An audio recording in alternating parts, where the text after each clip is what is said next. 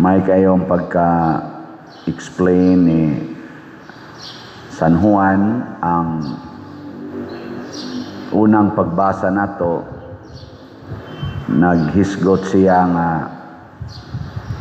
maghigugmaay gyud ta kay ang Dios gugmaman, ang naghigugmaay nakaila sa Dios.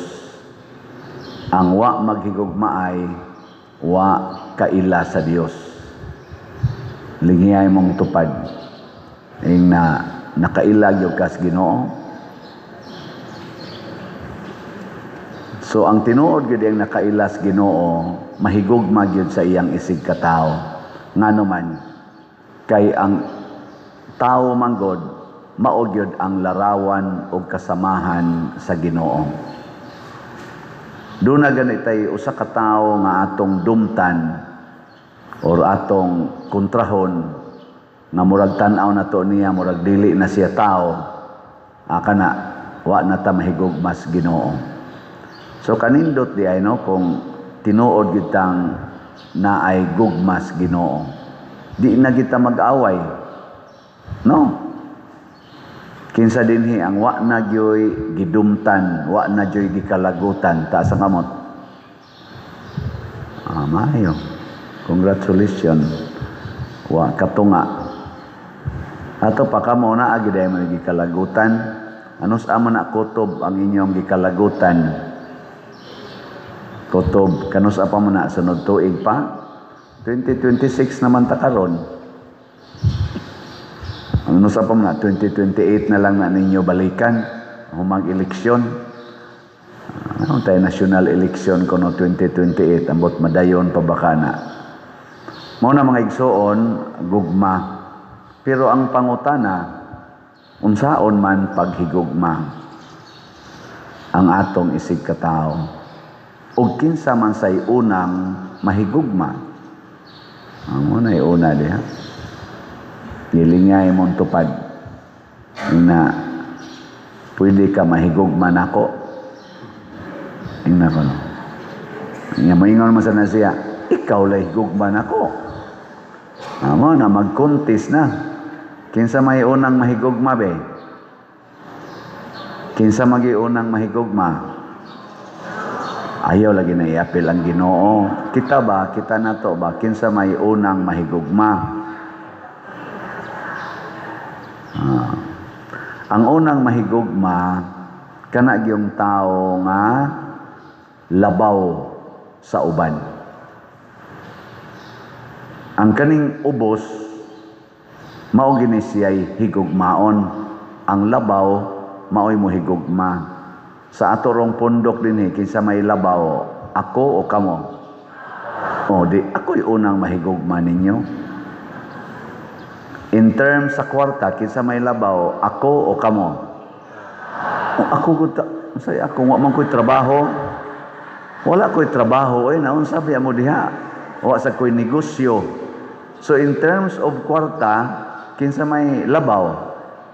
Kamo kay naamoy trabaho, naamoy negosyo, ako wa man.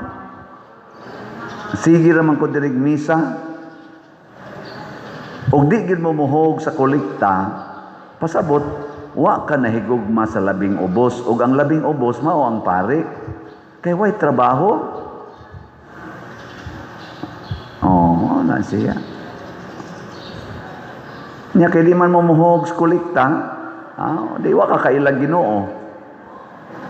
Pero muhog kas kolekta, nya mo palit pag yung kag slot. Unsa man na? Nahigugma kas Ginoo. Muna ang naas babaw mao gyud mahigugmas dias ubos. Muna ang pag-abot nas panahon nilang Kristo, ang una yung nihatag og gugma si Kristo. Unsa may una niyang gihatag nga gugma? Ang pag-ayo sa mga masakiton. Ang himsog og lawas labaw gina siya masakiton. Muna iyang gihatag ang kaayuhan. Mo to daghang kay mga tao ni kuyog ni Hesus. Libuan ka tao. Di na ko ma-imagine unsa kadaghan ang mga tao ni kuyog ni Hesus. 5,000 ang mga laki ra. Wa siya magamit og microphone, wa siya magamit og megaphone. Nagsulti siya sa mga tao nga nagpundok 5,000 kapin ka mga tao. Mabati man siya. Suga kag tingog atong Kristo mo ram tingog trompa yang tingog. Ambot lang mingaw ba nga. Naabiya sila daplis dagat. Daplis dagat. Ang sa may mahitabos daplis dagat. Kasa-kasa man ginang mga balod na payhangin. Nya naa sila sa kuan, naa sila sa bungtod. Kanang bungtod suway ragod bisag magpabuto kas bungtod og kanana ang kuan kanana ang libintador ba. Mura ra nagkahoy na bali, dili na mulanog basta nakas bungtod. Yes, Kristo gatudlo man sa dito sa bungtod. Anong mabati man siya? Tungod kay kani manggong gugma mga igsoon, makabati ni bisan gani guway tingog makabati ka. Ang mga tao manggong nikuyog niya nahigugma niya. Nya siya sad nagikuyogan nahigugma sa nikuyog niya mo na makadungog yun. Natanawa ng mga maghigugma ay makadungog bago ka silang istorya. Di oy maghinunghungay lang. Nya magkasinabot sila. Usahay gani matara nila ba? Ana, makabati na sila sa ilang mata. Kabati din mo na inyong mata. Naiisulti ang ilang mga mata. Kamo kasuway magi mo sa una nga uyab-uyab sa mo sa una. Karon ay lang karon kay mga siga naman kay mong mata mo tan-aw sa inyong mga bana. Lorat am na inyong mata. Pero sa una ba katong in love ba kay mo, di ba? Matara, kabati na. Ang uban gani hikap ras kamot. Kanang hikap sa kamot ba? Na ay mga signal diha kasuway sa kuan sa una. Antod gani karon usahay. Awa day mo signal des kamot diha eh. Kamong asawa og bana. Uy, kamong nga bugo ninyo. Naagi na. Mao na kanang nagkahigugma ay magkasinabtanay. Unya kay si Kristo na higugma man, nakasabot siya nga wa na sila'y pagkaon. Nakasabot siya nga gipanggutom na ang mga tao nga nikuyog niya kay dugay-dugay na silang kuyog. Nakaron ingon siya ato ning pakanon ang mga tao. Ingon sa iya mga apostoles nga wasad kay mahigugmas mga tao. Unsa man silang isulti? Papulia na. Ana. Ingos Kristo dili oy. Kamoy mo pakaon nila. Kita mo'y mo pakita gugma nila kay kita biyay gikuyugan ana. Kasi oy, asa gud taw mig pagkaon? Di ba? Mo man din reaction. Mo na. Daghan bag pagkaon ang Pilipinas. Tubag ako. Nya nganong nang-abroad man ang kadaghanan nato. Kadaghanan sa mga professionals nang-abroad man. Nadaghan man dag pagkaon ang Pilipinas. Hoy. Tungod kay way gugma. Way gugma nga gitawag natog nasudnong gugma. Kay kana manggungwa mahigugma mobiya gid na. Posible sad nga nibiya kay wa higugmaa. Duha ra man na kabuok dihay kuan. Di ba na may nibiya sa pamilya? Wa magkuwang ang pamilya sa pagkaon, pero nibiya sila ngano man wa sila mobati nga gihigugma. Linyay mong tupad ina nibati kang gihigugma ka dinhi sa Pilipinas. Kumusta man ron ang atong mga senior citizens? Nibati ba nga gihigugma sila sa atong mga leaders sa Pilipinas? Kumusta man ang atong mga kaning mga labor force, kaning mga nangitag trabaho o nagtrabaho, nibati ba nga gihigugma sila sa mga leader sa Pilipinas? Kumusta ang atong mga estudyante? Nibati ba sila nga gihigugma sila sa mga leaders nato sa Pilipinas? Sige mla mugwa. Kumusta ang atong mga masakiton? Nibati ba sila nga gihigugma sila sa mga leaders sa Pilipinas? Kumusta ang atong mga military o mga pulis? Nibati ba sila nga gihigugma sila sa mga leader sa Pilipinas? Naay ko naroy gahapon man tingal ito katong retired General Romeo Pukis nagbakasyon sa iyang asawa dito sa abroad, sa iyang pamilya. Pagtugpag is airport, gidakop dayon, gi-arrest dayon. Murasag si President Duterte ba, niadtog Hong Kong, pagtugpag yun, gidakop dayon, gidadayos dahig. Unya, maugya pong sistema ha, pagdakop, ang ato kunong konstitusyon, matod pa sa mga lawyers, na ama social media gisulti, nag-provide gina sila nga kinsa tong i-arrest, kinahang entitled gid siya nga naa siya'y lawyer. Niadto dayon ang mga lawyers, dihasad ang mga lawyers. Ang usa gani ka lawyer, usa sad ka usa ka retired general sa atong armed forces, usa sa mga lawyers ni Pukis. Wa sila paduula. Wa gid sila tagaig higayon nga makaistorya, makahatag sa ilang kana bang gitawag bag constitutional duty ang mga lawyers di ay naa magina hastaan gi-accused na gina siya constitutional right nga entitled gid siya og lawyer. Wa mausad to si President Duterte una pagdakop ato wa paduula ang lawyer, hasta gani ang iyang anak nga lawyer og iyang yung anak si Vice President Sara wa paduula sa mga pulis. So mo na ang ilarong giingon, wa nagigugma ning atong kagamhanan karong nagda kay bisan ang constitutional right ihikaw naman. Mo na ang ipakaon di ay sa tao mao ang iyang panginahanglan. Ang ato yung higugmaon ang tao nga nanginahanglan. Ang taong nanginahanglan. Unya karon kay daghan man kaayong kawatan sa atong nasod, unsa may ilang panginahanglan. Kanang gasigig pangawat, trillions, billions ang ilang gipangkawat. Angay ba silang higugmaon o dili? Kusga.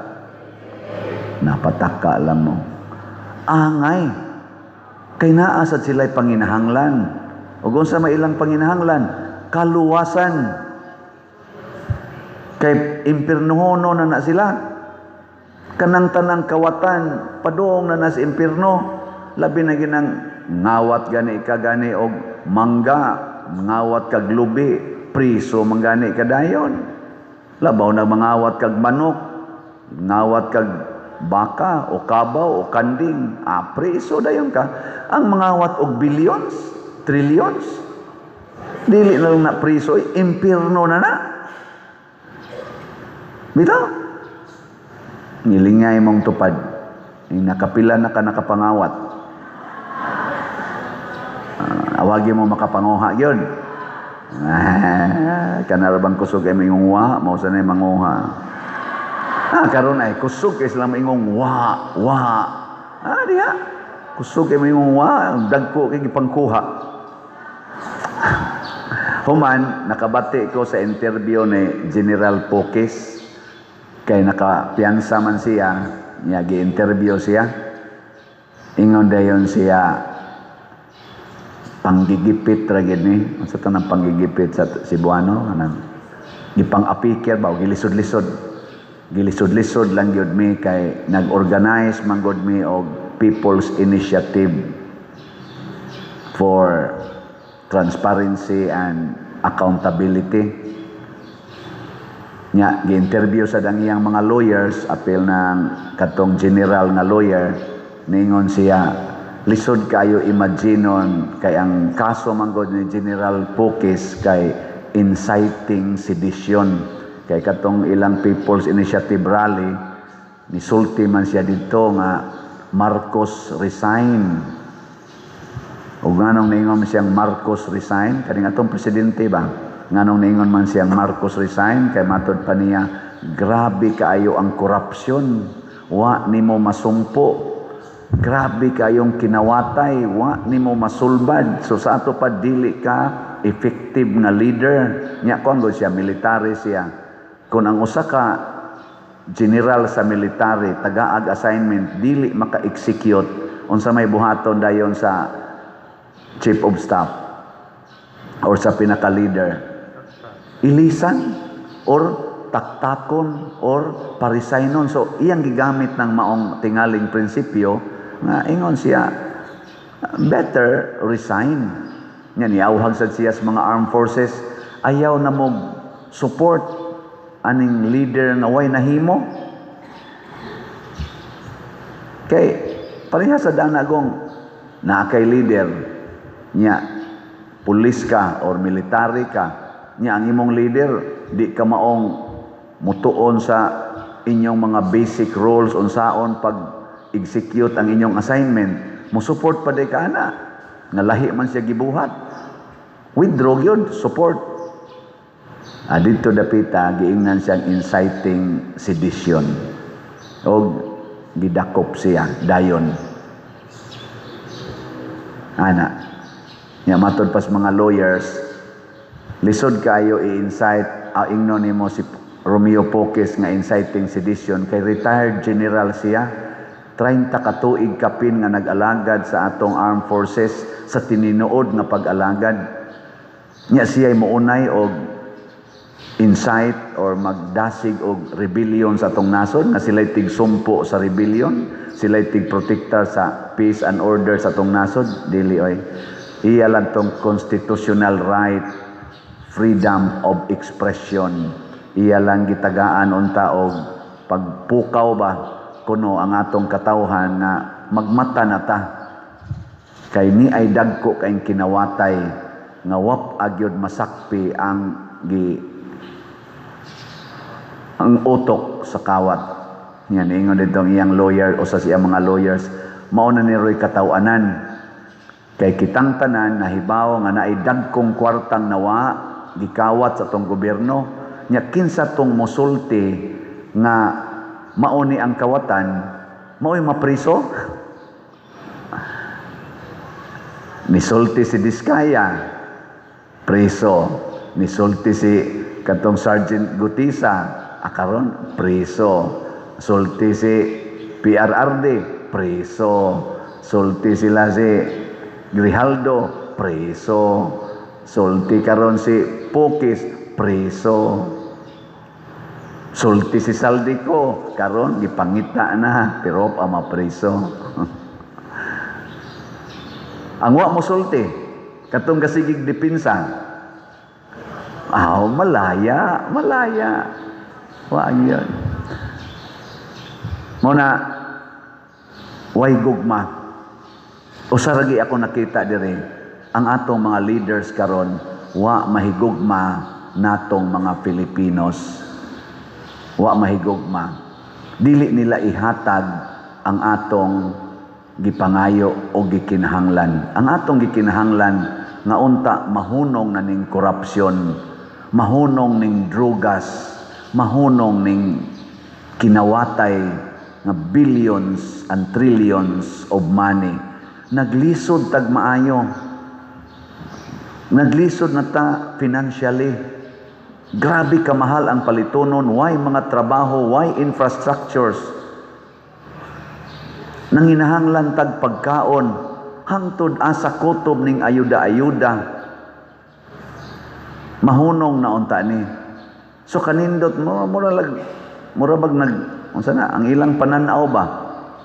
Murag nagka-trokis. Ang kitang mga tao nga na igo gyud sa kinawatay, ug naatay tumbukon nga mauni siya ang nangawat sa amo, ang authority, ikaw nga niingon nga siya mo'y nangawat sa among balay, ikaw mo'y kasuhan.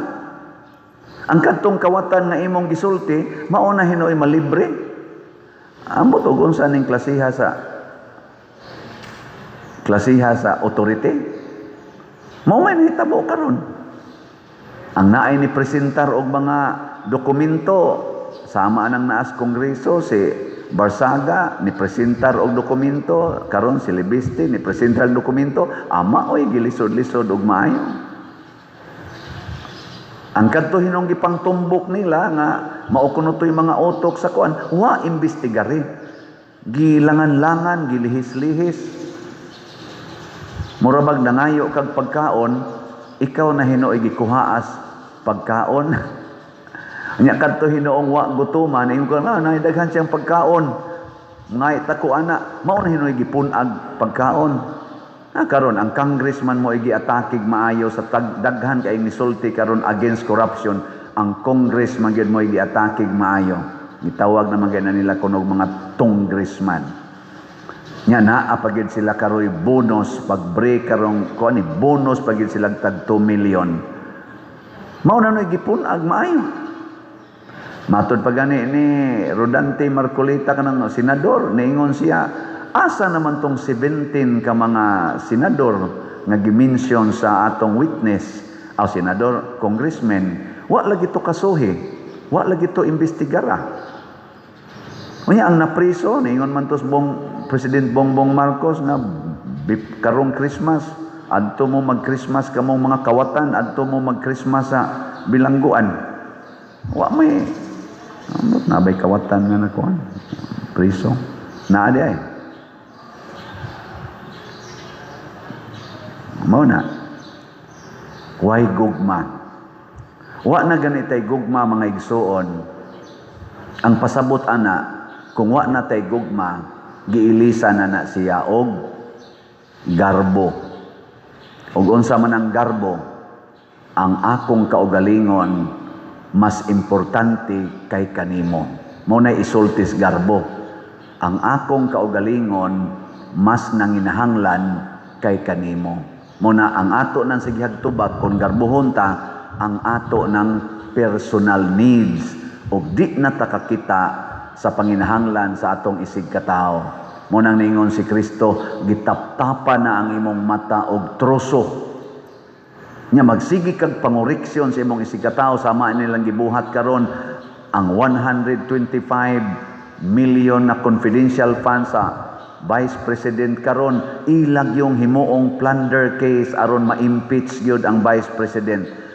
Ang billions and trillions nga gipangkuha sa atong panudlanan gikan sa PhilHealth, education, customs, DHS flood control, DPWH, sa kapulisan, wa imbestigare. Troso na, dako kay na, nitap-tap na sa ilang mga mata, ang ilang makita ang puling ra didto sa ilang isig katao, pero ang naas ilang mata ang troso, ang korupsyon naas ilang mata, ang ilarang kalagot o ka-insecured mo'y ilang nakita sa ilang isig katao. Mo nang ilag yung gukuron ang nakapa-insecured nila, ang nakapa-threaten sa ilang kunuhayng gitawag og power and authority. Mao ni siya ang problema karon. Si Kristo nagpakita nga ang iyang authority ug ang iyang gahom para gyud sa iyang isig katao. Lingi ay mong tupad. Inakanang kwarta nimo para ako na. Inakana rong imong kwarta diha ba para ako na. Sige, isulti. Oy mga parishioners, online o territorial, ako lang gini isulti ninyo for transparency's sake. Akong giblowoutan ang atong staff dinhi sa atong parokya gabi ni adto Miss Vikings. It all you can. Reklamo mo? Premyo to nila nga buutan sa kato mga staff musugot lang og 4 days allowance unya 7 days trabaho. Ana, no? So ako silang kuanan dito, ako silang blowoutan kusuga mangaon. I know nasa ginagmay na og kaon. Sila lang pa diroy, sana all, hasta dito mga crew dito, ala pa diri mo din mga staff des parokya, kadaghan ko dani, nganong daghan makini sila pa diro, sa may gibuhat ani nako, nagkuan, lingkod-lingkod. Usa gibuhat dako di kay imong parokya pa din nako adto alang. Nga daghan man kay ni. Nako, mao lang adto alang adto. Basta gipakaon ko ni sila. So balik-balik, paspas kayong balik. So nalipay sila. May nila na once a year, nya kay paghuman ato nangaluya naman, dali naman sa kayong naluya, labi ng ato mga tiwasunon, awa na loyan, dali kay naluya.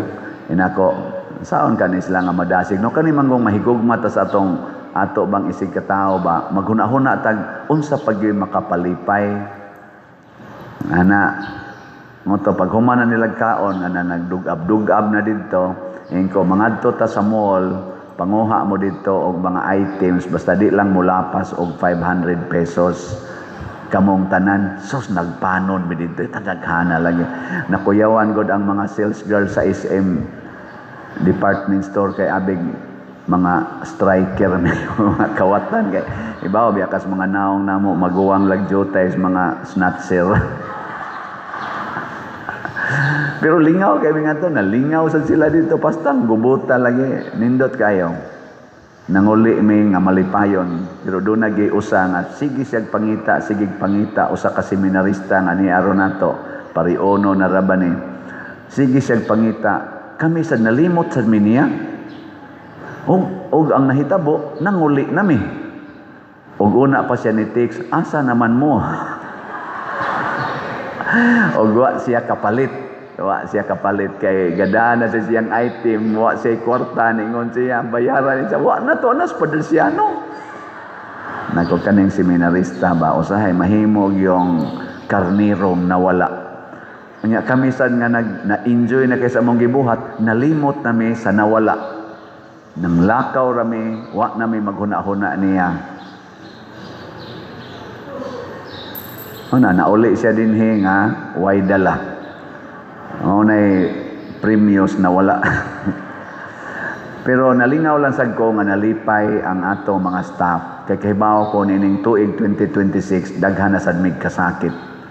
Trabaho to the max na sad ni siya. Di na may mag-expect og naa pa may mga allowances na kumpleto. Basta trabaho na mo ang 2026 with your guidance. So badlunga mi kung naamoy nakita nga di maayo sa atong mga staff dinhi, kung among binuhatan, badlunga gid mi. Kay kamo mao'y naghatag namog pagkaon, amo sang ibalik ninyo ang serbisyo to the max. Ako'y inyong gipiyalan nga mo control dinhi sa atong mga pagkaon, paningkamutan sad nako nga ikahatag yod ang panginahanglan. Magtinabangay ta na. Nya hinaut unta mutakod ni ngadto sa atong ubang mga leader sa simbahan man or sa gobyerno, tagaan ginatog pagtagad ang panginahanglan sa kadaghanan, dili ang atong individual nga panginahanglan.